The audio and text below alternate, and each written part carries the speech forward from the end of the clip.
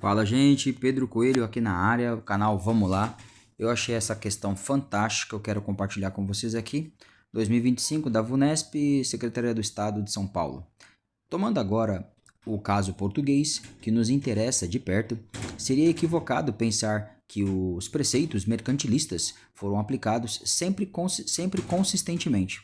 Se insistimos em lhes dar grande importância, é porque eles apontam para o sentido mais profundo das relações metrópole-colônia, embora não contem toda a história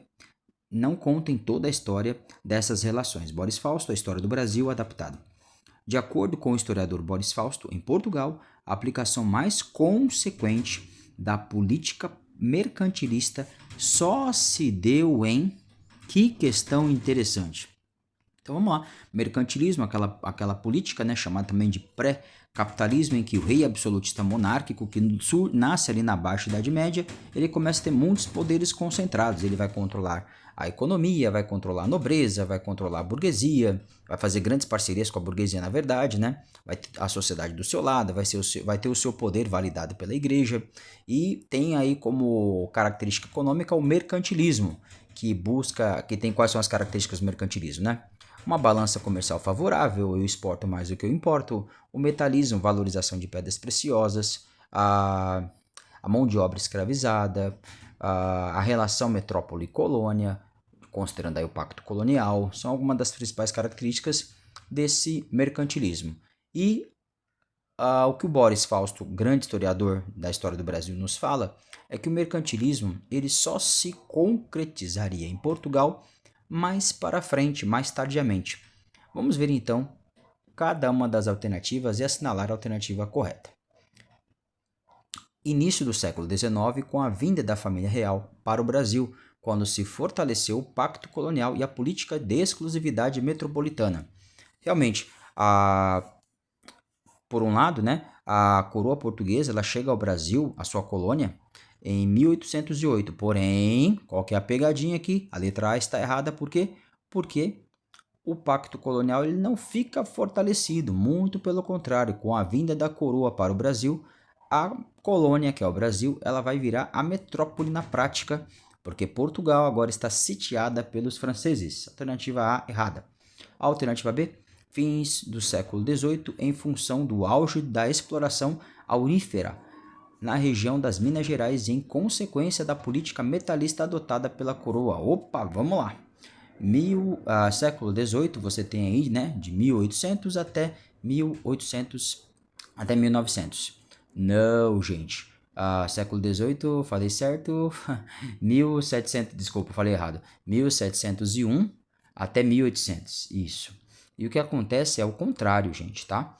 Até meados de 1750, você tem o auge da exploração aurífera, do ouro, né?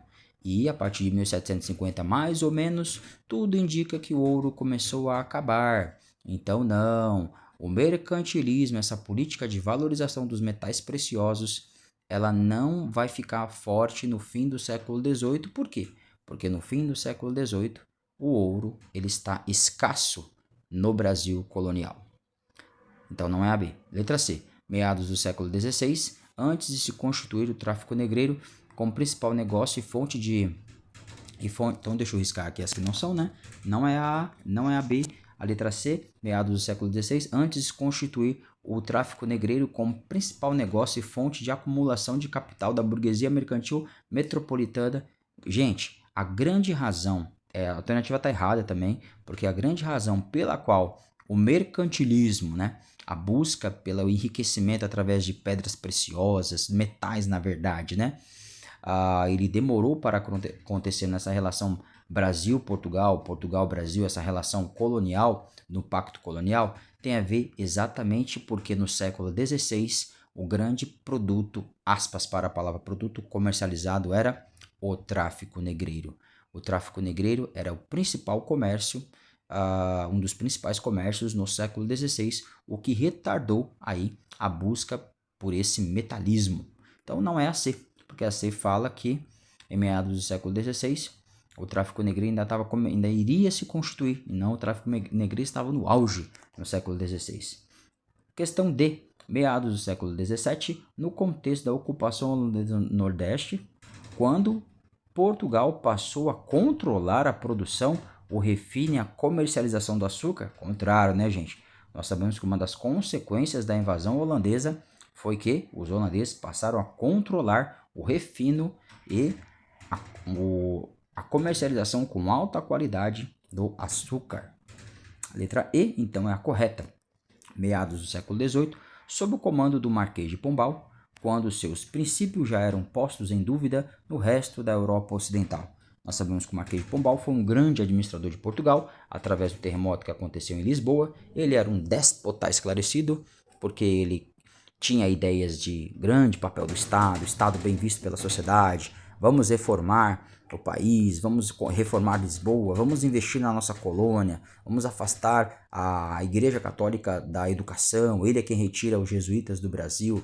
Porém, a sua visão econômica ainda era uma visão altamente monárquica absolutista, posto que valorizava ainda uma economia mercantilista.